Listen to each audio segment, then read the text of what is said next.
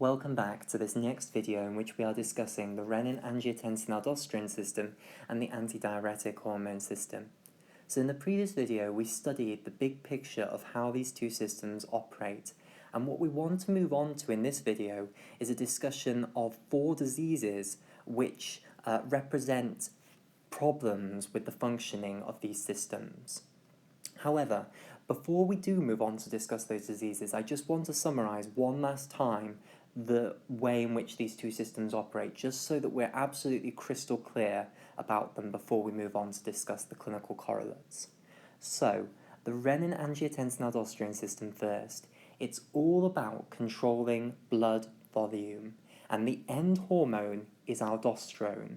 Aldosterone exerts effects on the nephrons of the kidneys, and remember, it controls the fraction of the glomerular filtrate that is actually going to be excreted as urine. When blood volume is too high, what happens is aldosterone level is going to go down from the normal level that it's at when blood volume is fine. And when aldosterone level goes down, that's going to result in an increased fraction of the glomerular filtrate remaining in the lumen of the nephron and being excreted as urine. So decreased aldosterone causes the nephrons to excrete a larger fraction of the glomerular filtrate as urine. In contrast, when blood volume goes below the level that we want it to be, that's going to activate the renin-angiotensin-aldosterone system, and aldosterone will go above what it would be at the normal level, and this is going to result in the fraction of glomerular filtrate that's actually going to be excreted as urine going below the normal level, so going maybe down to 0.5% or maybe even 0.25%. So that is then going to help to maintain blood volume, because we're going to increase excretion of fluid in urine when blood volume is too high and decrease the excretion of fluid in urine when blood volume is too low. The antidiuretic hormone system now, it is all about controlling blood osmolarity, and of course the central hormone is antidiuretic hormone. So when blood osmolarity is too high, so it's above what it should be, so the electrolyte concentration in the blood is too high, that is going to result in antidiuretic hormone going up. And the effects of antidiuretic hormone on the nephrons is to change the concentration of the electrolytes in the urine that you are producing in this small fraction of the glomerular filtrate that is actually going to become urine.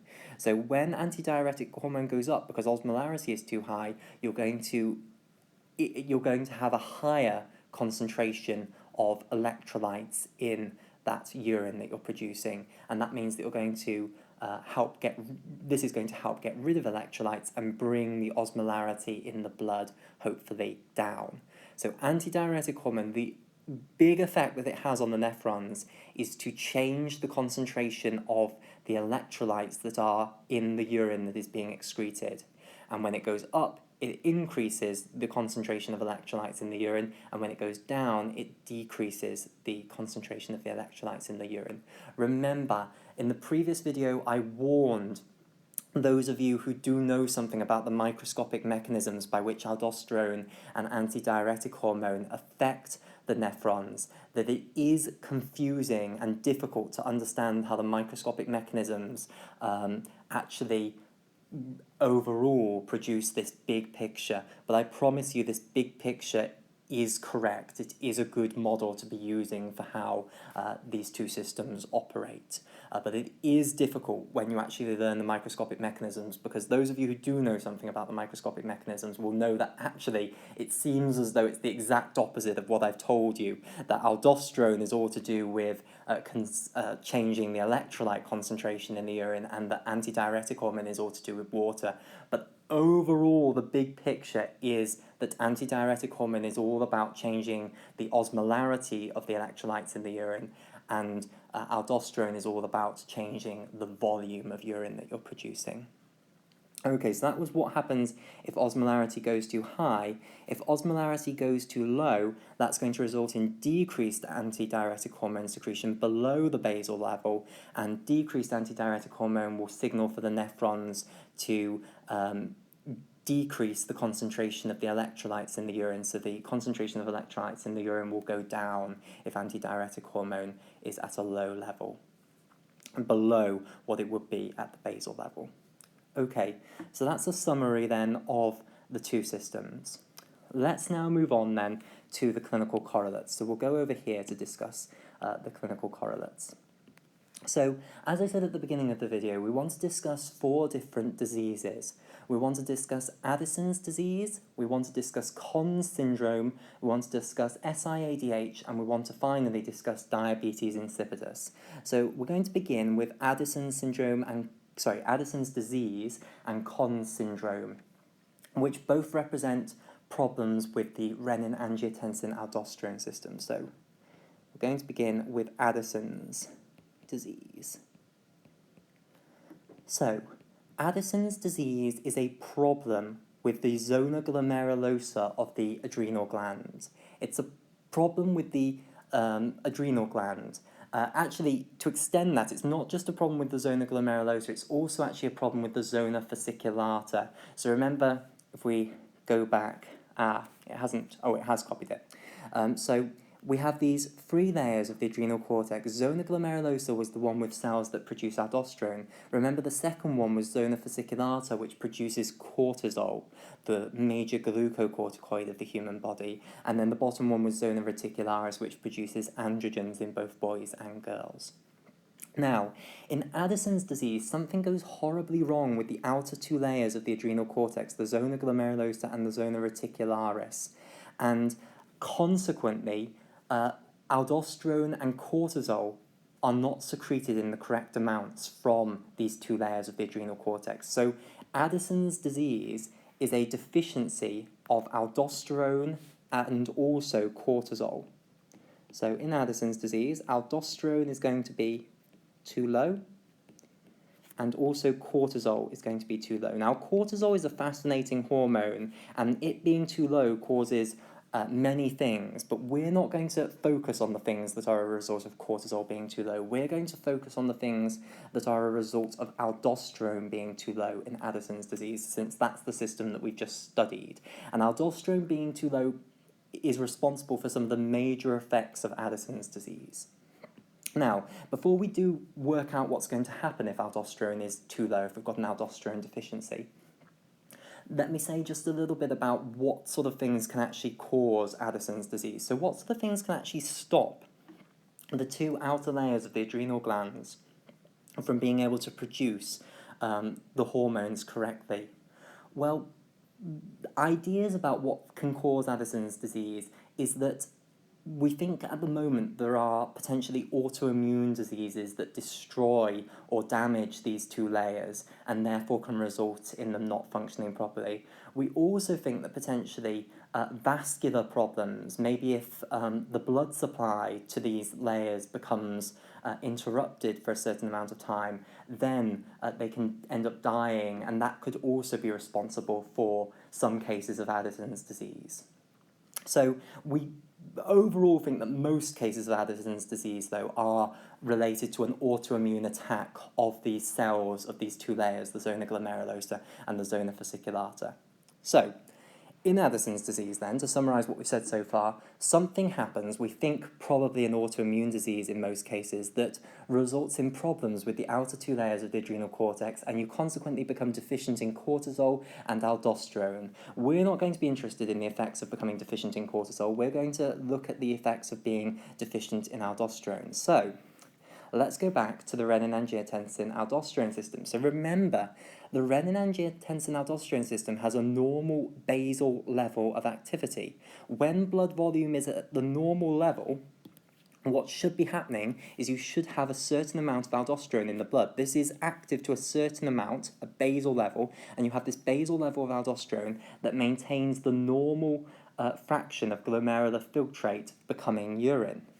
What's going to happen if you have Addison's disease? This goes down, and we know that when aldosterone goes down, that's equivalent to blood volume being too high. Remember, in a healthy individual, aldosterone would go down when the blood volume goes up. So effectively, the nephrons are going to react as though blood volume is too high, and therefore they're going to increase the fraction of the glomerular filtrate that is actually going to turn into urine. So in these people with Addison's disease, they're going to be turning chronically too high a fraction of the glomerular filtrate into urine. So they're going to have too much urine production. And what is that going to actually result in? That's going to result in your blood volume going down, because now, when your blood volume is at the normal correct level, you're going to be excreting far too much urine, and therefore you're going to end up reducing your blood volume. So the effects then of aldosterone deficiency are that you're going to become hypovolemic. So in medicine, we love big words that make us sound clever, and this is an example of that. So hypervolemia, turn that into an A, means the volume of the blood is too low. So deficiency in aldosterone is going to produce hypovolemia. What then is hypovolemia going to result in? Well, that's going to result in too low blood pressure. If you decrease the amount of blood in the blood vessels, then what ends up happening is arterial blood pressure goes down, because by Starling's law, if you decrease the amount of blood, then the amount of blood in the heart is going to decrease before contraction, and therefore stroke volume is going to go down. And of course, if stroke volume goes down, cardiac output goes down, and if cardiac output goes down, arterial blood pressure goes down. So hypovolemia is going to result in hypotension, low blood pressure, and low blood pressure results in things like orthostatic intolerance. So when you stand up, you feel dizzy. It might even result in you actually fainting, orthostatic syncope. So hypertension is not great. We'll come back later on and discuss some of the other things that are associated with Addison's disease, because it's also associated with something called hyponatremia and also hyperkalemia, but I want to come back to those right at the end. For now, let's just do the simple bit, because those other bits are a little bit more complicated. If you are deficient in aldosterone, your blood volume is going to end up being depleted because you are peeing too much out continuously, even when your blood volume is correct. And therefore you're going to end up hypotensive. So hypovolemic and hypotensive. Right, so that's Addison's disease. Now the exact opposite. So next one that we're going to discuss is something called Conn's syndrome. And this is the exact opposite to Addison's disease. So Addison's disease was a deficiency in aldosterone and also cortisol.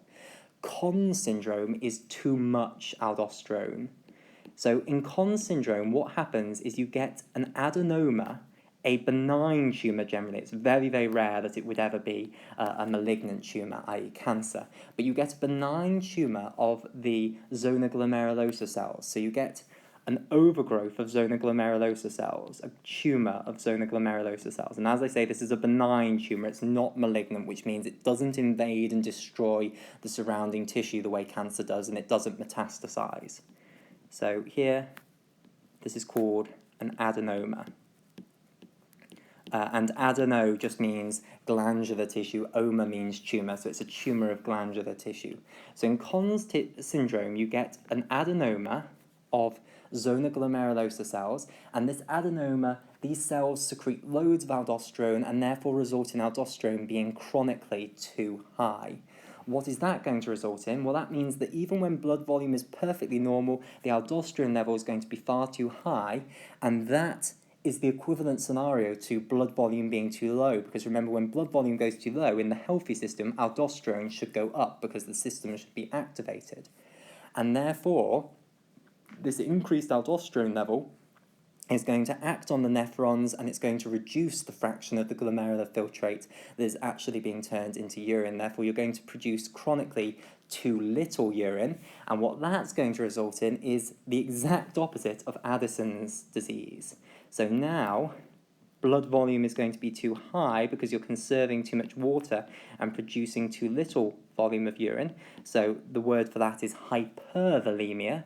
And then, by the exact reverse logic of what we discussed before, hypervolemia is going to result in hypertension, so too high arterial blood pressure. Just to spell that out again, to make sure everyone understands it, too high blood volume is going to result in a fuller heart at the end of diastole. Then by Starling's law, you're going to get an increased stroke volume and therefore increased cardiac output, and increased cardiac output is going to increase blood pressure.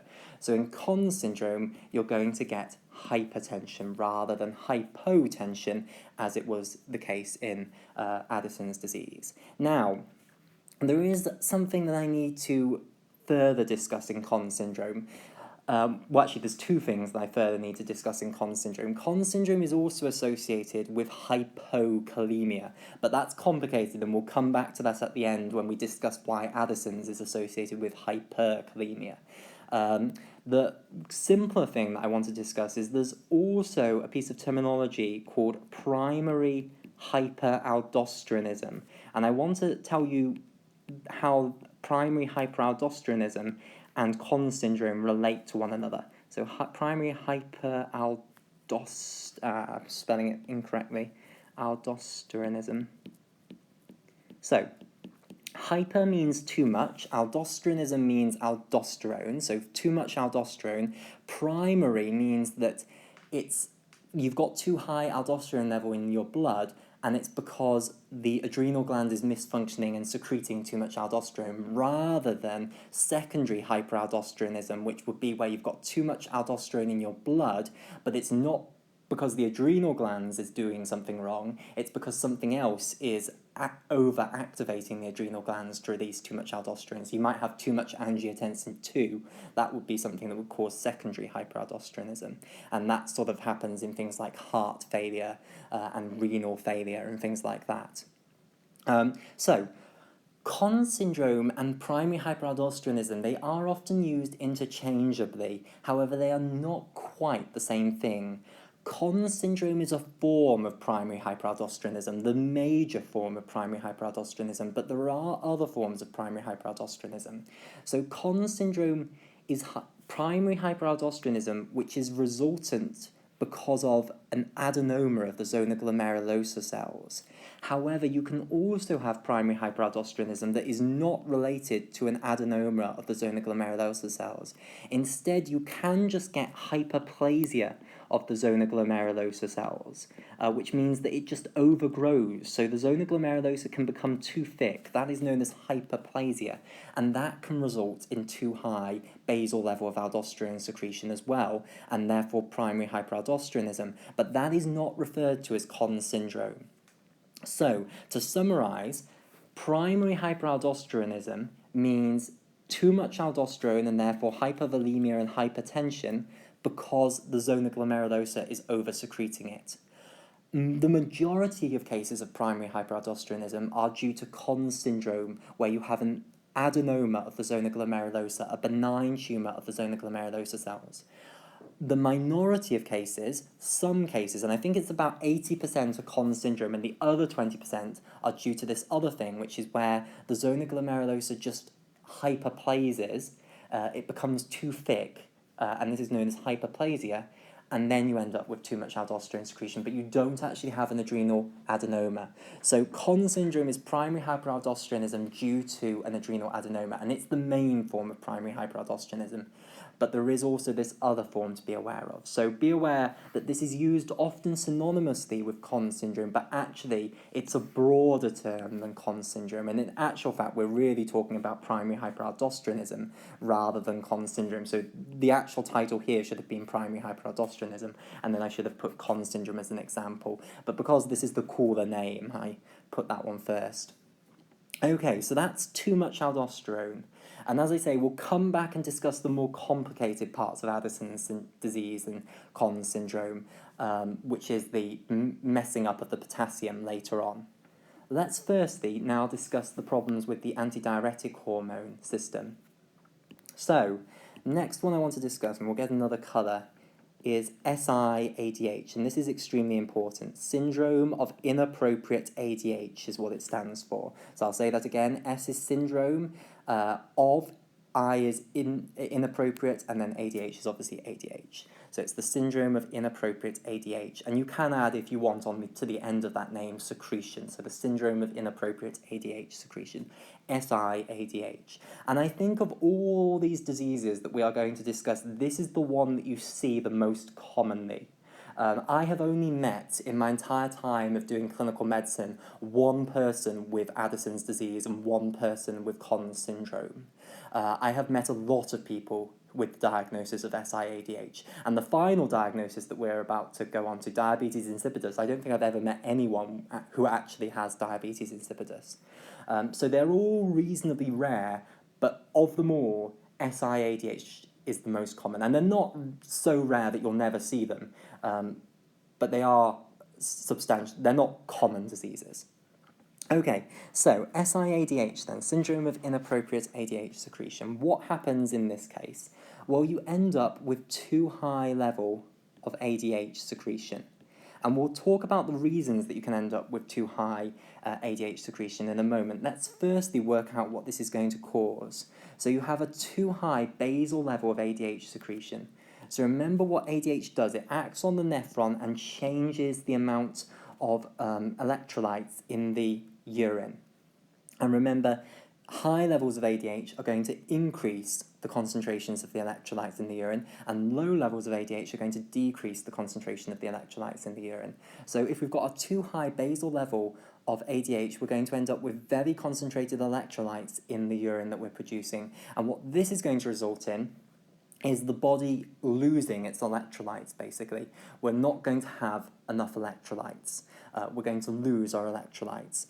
And therefore it's going to result in the levels of the electrolytes in the blood being too low. And the main one that deviates is sodium in SIADH, and it becomes too low, and that is called hyponatremia. So the classic thing that SIADH gives rise to is hyponatremia. Hypo means too low, natremia refers to the concentration of sodium within the bloodstream. So too high basal level of ADH is going to result in hyponatremia, too low circulating concentration of sodium. Now we know what it actually results in. Let's discuss the different causes of SIADH. So there are absolutely loads of different causes of SIADH. Many of the causes relate to problems with the central nervous system because, of course, we know the posterior pituitary is responsible for the secretion of ADH. So if you have problems with the brain, this can result in too high levels of secretion of ADH from the posterior pituitary, it is believed. So all sorts of problems in the brain can lead to SIADH. So for example, if you have a traumatic brain injury, so if you have a trauma to the head, a TBI for short, that can result in SIADH after that. If you have an infection in the brain, that can also result in SIADH. So for instance, meningitis or even worse, encephalitis, these can both cause SIADH. Remember, meningitis is where you have an infection of the meninges, the fibrous covering layers of the brain, and encephalitis is where you actually have an infection of the brain itself. Other things that can also cause SIADH that are due to central nervous system pathology, if you have a brain tumour, that can also cause SIADH. If you have an intracranial hemorrhage, that can also result in SIADH. And remember, there are lots of different types of intracranial hemorrhages. There are the intracerebral hemorrhages, which are hemorrhages actually in the middle of the brain tissue where blood vessels inside the brain tissue burst open. There are subarachnoid hemorrhages, which are where blood vessels outside of the brain in the subarachnoid space break open and leak blood into the subarachnoid space where the cerebrospinal fluid is. And then there are also subdural and epidural hemorrhages, which is hemorrhages underneath the dura mater, between the dura mater and the arachnoid mater in the case of subdural hemorrhage, and over the top of the dura mater in the case of epidural hemorrhage underneath the skull. Okay, so intracerebral hemorrhage, that can increase the pressure inside the skull because of all the blood that's now there, and that can result in SIADH as well. So all sorts of different central nervous system pathologies can result in too high secretion of ADH by the posterior pituitary, and therefore what we call SIADH.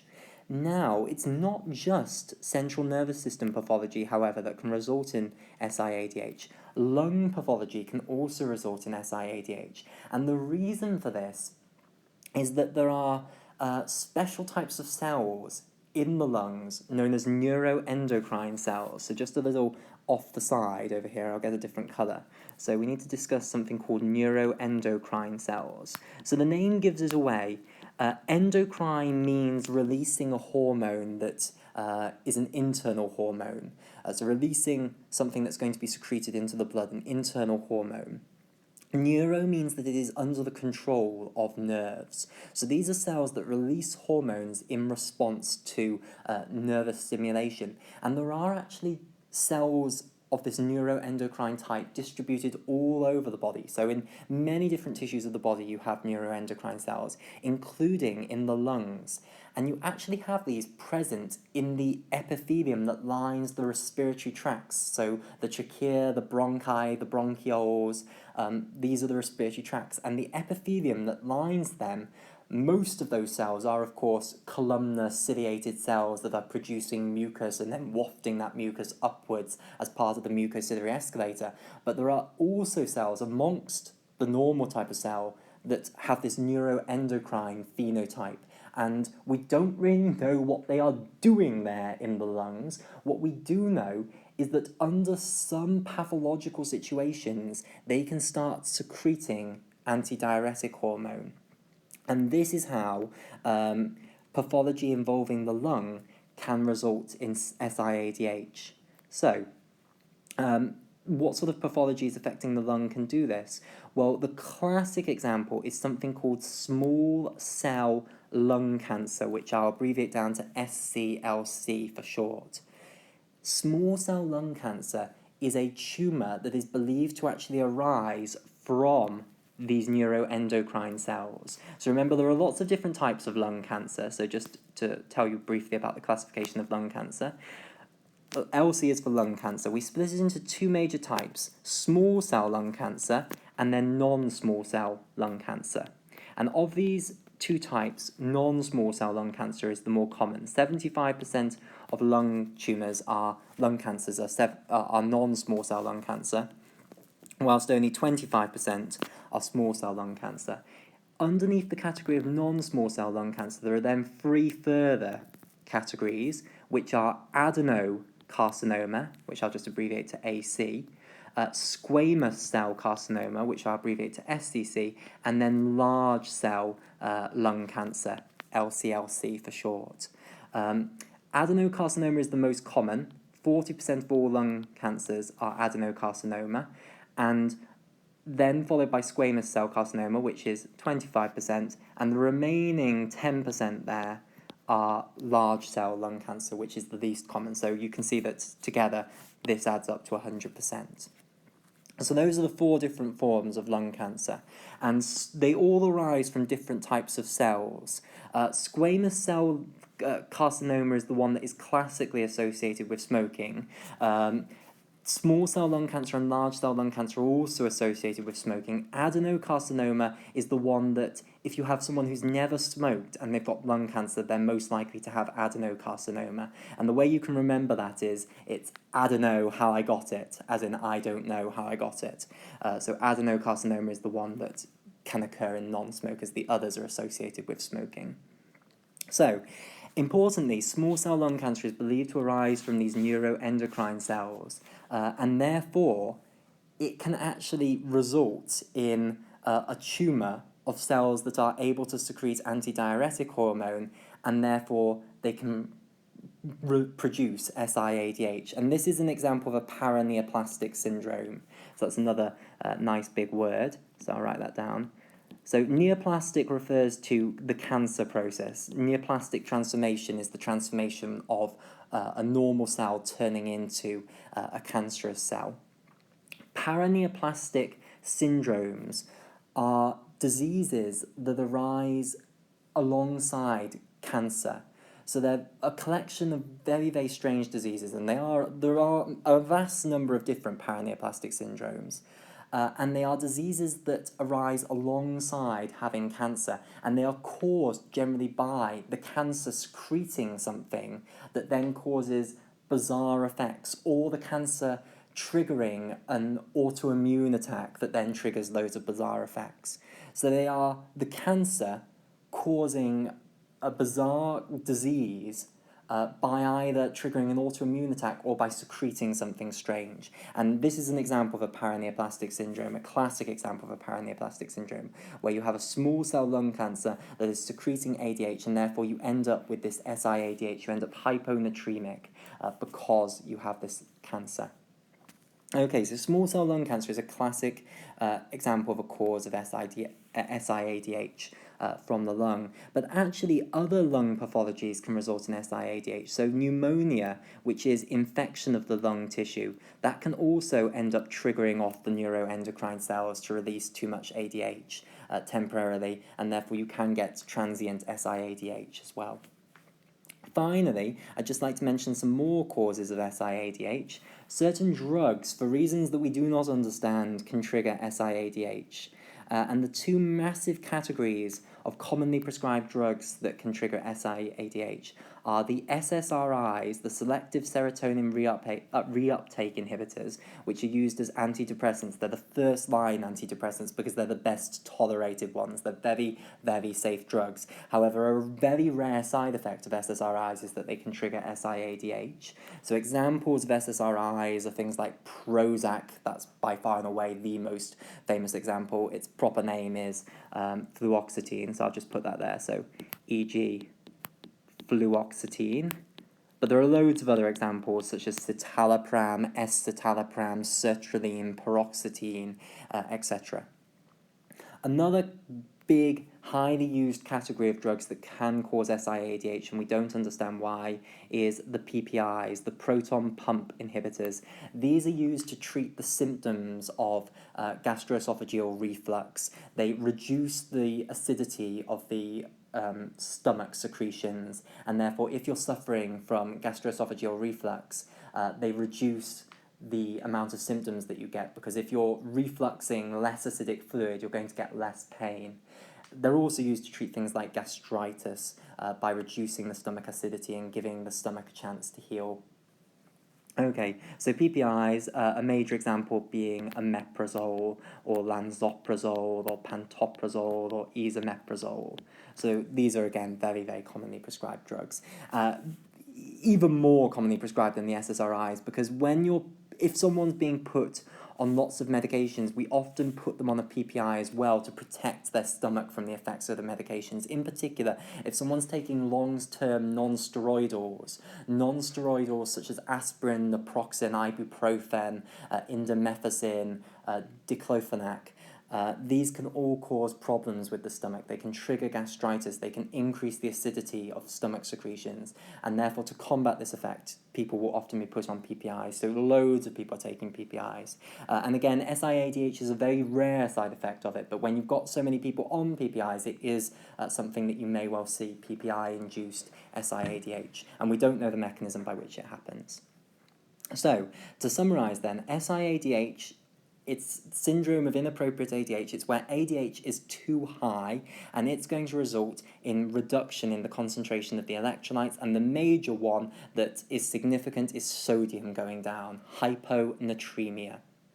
And the problem with sodium going down is, of course, that if sodium goes down in the blood, it's also going to go down in the tissue fluid. And if it goes down in the tissue fluid, it can result in changes in the resting electrical potential difference across the cell membranes, and that can result in problems up in the brain and problems at the heart, potentially. Right, we've discussed then the massive number of different causes of SIADH. The main two categories are problems up in the central nervous system, such as a brain injury, an infection there, a brain tumour, or a hemorrhage inside the skull, which can result in the posterior pituitary releasing too much ADH. But also, then the second category is lung pathology. We've discussed this special type of lung cancer, small cell lung cancer, which, by the way, is a very aggressive and fastly progressing form of lung cancer. It's not a nice form of lung cancer to have, which arises from neuroendocrine cells, we believe, and therefore can result in too high production of ADH, and that's an example of paraneoplastic syndrome, but also infections of the lung, which is known as pneumonia, that can also result in SIADH. Finally, a rare side effect of certain drugs is that they can result in SIADH, and the two massive categories to be aware of are the SSRI antidepressants and the proton pump inhibitors. Alright, so final disease that I want to discuss then is diabetes insipidus, and let's get a new colour. Let's have orange, we haven't used that so far. Right, let's come down. So diabetes insipidus, a very rare form of diabetes, not to be confused with the common form of diabetes, which is diabetes mellitus. So diabetes insipidus. So in diabetes insipidus, it's the opposite problem to SIADH. In this disease, ADH is either going to be too low or the effect of ADH is going to be too low. So I'm still going to put ADH down, but let me just expand on this. So there are two major forms of diabetes insipidus, often abbreviated down to DI, by the way, which are central diabetes insipidus and then nephrogenic diabetes insipidus.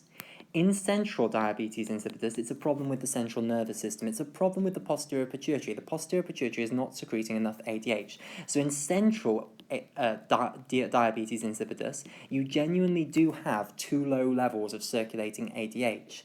However, in nephrogenic, it's not a problem with the posterior pituitary. The posterior pituitary secretes ADH absolutely fine. It's instead a problem with the kidneys. The kidneys become resistant to ADH, so they stop listening to ADH. So it's as though ADH is too low, but it's not actually too low. But the effect of ADH is regardless going to go down. So let's just think about what's going to happen here. So let's think about the antidiuretic system. The antidiuretic hormone system. So when ADH goes down, that is equivalent to osmolarity being too low. And remember, that's going to result in the dilution of the electrolytes within the urine. So the electrolyte concentration is going to be more dilute in the urine. And what that is going to result in is too high levels of electrolytes in the bloodstream, because now remember we're talking about this disease and we've got far too low levels of basal ADH, and that's going to mean that we're putting far too little electrolytes into our urine, and those electrolytes are going to instead be kept and put into the blood. And that means that the electrolyte concentrations in the blood are going to get too high. And in particular, again, the one that we care about that is particularly significantly affected in diabetes insipidus is sodium. So you end up with too high sodium concentrations in the blood, and this is called hypernatremia. So hyper, too high, natremia, concentration of sodium.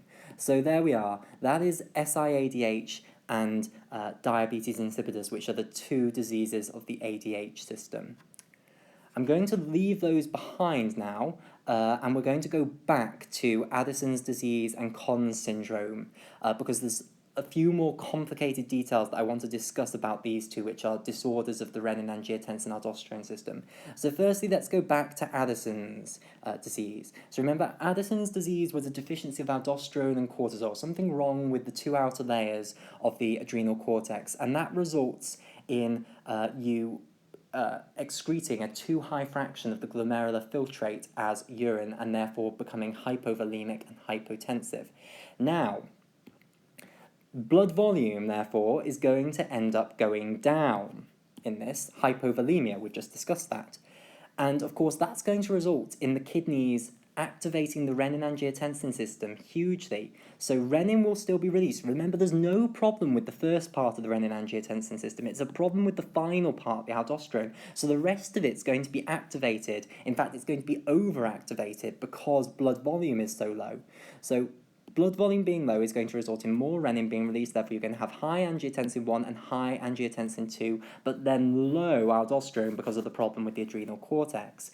However, this is significant because angiotensin 2 does other things other than just cause the secretion of aldosterone.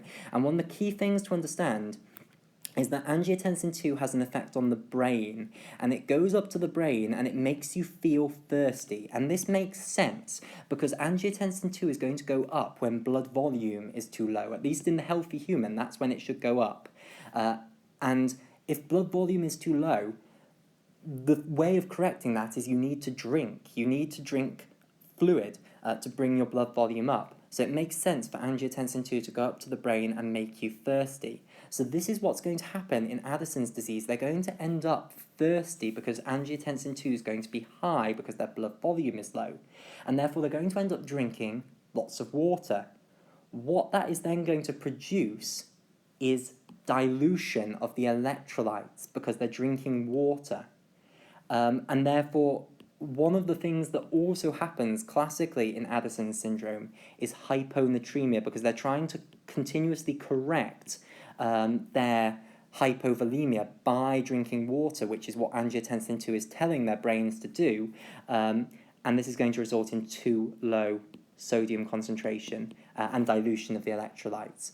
So hyponatremia. I mean, you're also going to dilute the negative electrolytes as well. So chloride and maybe even bicarbonate will change as well. But the one that we really care about is the positive sodium ion. So you're going to become hyponatremic. So Addison's disease, we've got hypovolemia and hypertensive. And now we've added on to this that you often become hyponatremic. The final and complicated thing that I want to discuss is that you classically also become hyperkalemic with Addison's disease. So you get hyperkalemia. What does this mean? Hyper means too much. Kalemia means potassium concentration. It's from some old language, I suspect Latin. Kalemium, I think, is potassium, and natremium is sodium, and that is where their periodic table symbols come from. So potassium level actually goes too high, and you might say, well, what?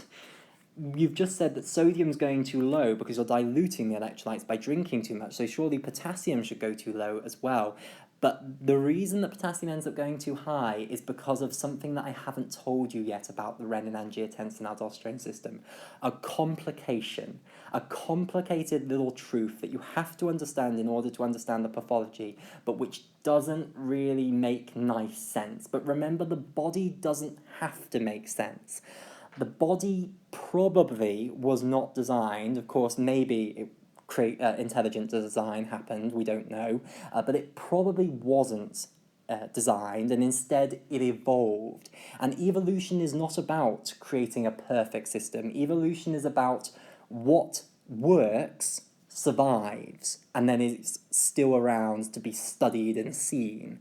So this system doesn't have to make complete sense, it just has to work. So I'm now going to tell you about this complicating little factor about the Renin-Angiotensin-Aldosterone system that is difficult to justify as far as making it all make sense, but is really important to know in order to understand the pathology. So, aldosterone, we have discussed how it affects the nephrons and how it determines the fraction of the glomerular filtrate that is actually going to become urine. And remember, when blood volume is too high, aldosterone goes down, and low aldosterone is going to then cause a higher fraction of the glomerular filtrate to become urine. And when blood volume is too low, aldosterone goes up, and therefore the high aldosterone causes a smaller fraction of the glomerular filtrate to become urine. The new thing that I need to tell you is that aldosterone also does something else to this fraction of the glomerular filtrate that is going to become urine, and that is that it also messes around with the electrolytes, okay? It doesn't leave the electrolytes completely unchanged. What I've told you so far is that it just is concerned with volume and not concerned with the electrolytes. That's not quite true. It does mess around with electrolytes, and those who know the microscopic mechanism will know that it absolutely does mess around with electrolytes, and that's actually how it messes around with the water volume. But what we need to understand now in order to understand the pathology is that it actually ends up messing around with the concentration of sodium and the concentration of potassium. And when aldosterone is too high, so when aldosterone is high, that's going to result in a decreased fraction of the glomerular filtrate becoming urine, but it also ends up increasing the concentration of potassium in the urine, and decreasing the concentration of sodium in the urine. So this is the other effect that I now need to inform you about aldosterone. It also messes around with these two electrolytes, and high aldosterone is going to increase the concentration of potassium in the urine whilst decreasing the concentration of sodium within the urine. In contrast, when aldosterone is too low, it's going to do the opposite thing. It's going to decrease the concentration of potassium in the urine and increase the concentration of sodium in the urine. So let me now restate the Renin-Angiotensin-Aldosterone system with regards to sodium and potassium. So when it's operating at its basal function, so when blood volume is perfect, we have our basal level of aldosterone, the normal level of aldosterone, and this tells the nephrons of the kidney to excrete 1% of the glomerular filtrate as urine. It also says, don't mess around with the sodium and potassium. So when aldosterone is normal, you don't mess around with the sodium and potassium. So it doesn't mess around with the electrolytes.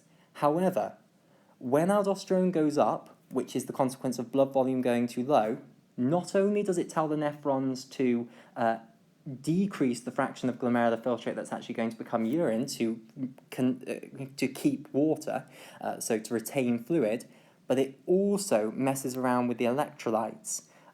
So it's going to increase the concentration of potassium in that fraction of glomerular filtrate that's going to become urine and decrease the concentration of sodium. And it will increase the potassium by the same amount as it decreases the sodium so that the charge isn't overall affected. On the opposite way around, when blood volume is too high, aldosterone level is then going to be low, below the basal level, and that, of course, is going to tell the nephrons to excrete a larger fraction of the glomerular filtrate as urine, but it's also going to say, now mess around with the electrolytes the opposite way. So decrease the amount of potassium in the urine and increase the amount of sodium in the urine. So I cannot justify why it does that to you. I do not understand why it does that to you.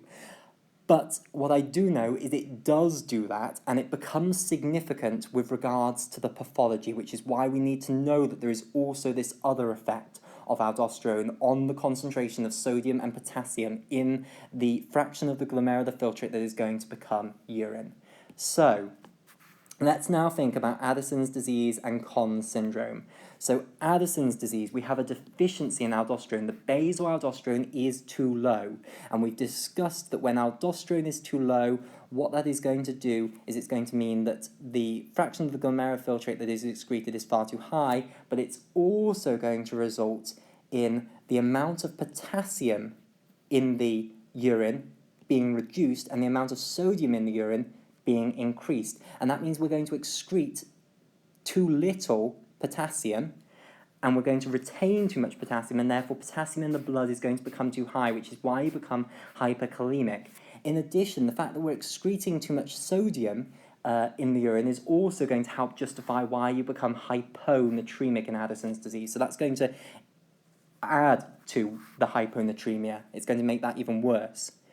So I hope that I have now justified why this is the classic triad of Addison's disease. So Addison's disease, the classic triad, is that you are hypotensive, you are hyponatremic, and hyperkalemic. That is the classic triad, and I think I will circle that in some fancy colour.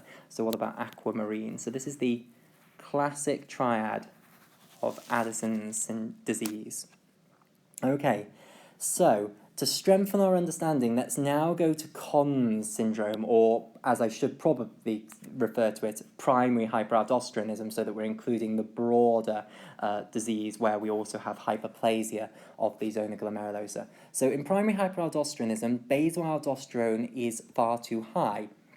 And we've discussed that this is going to result in too small a fraction of the glomerular filtrate actually becoming urine.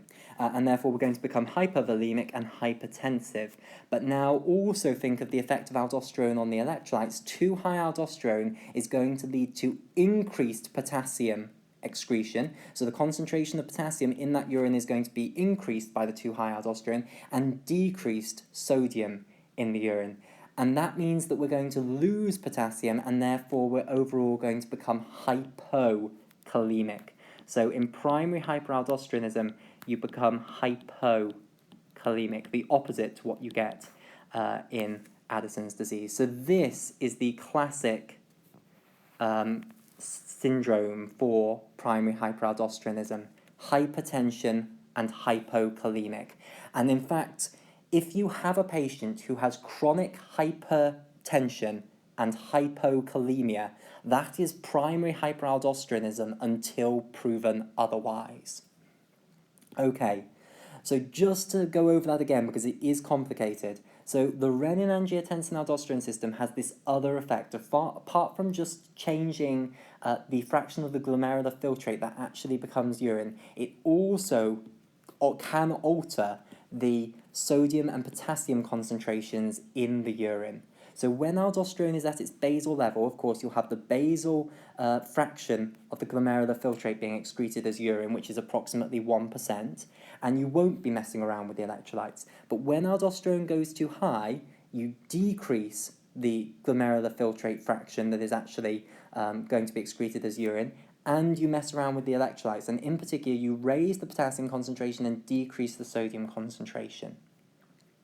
When aldosterone is too low, in contrast, you increase the fraction of the glomerular filtrate that's going to be excreted as urine, and then you decrease the potassium concentration in that urine and increase the sodium concentration. And this is extremely important to understand, because this justifies why you get derangements in the potassium level in Addison's disease and primary hyperaldosteronism, the main example of which is Conn's syndrome. So, with that, I will end this video. Thank you very much for taking the time to watch it, and I hope that you've enjoyed it and found it educational.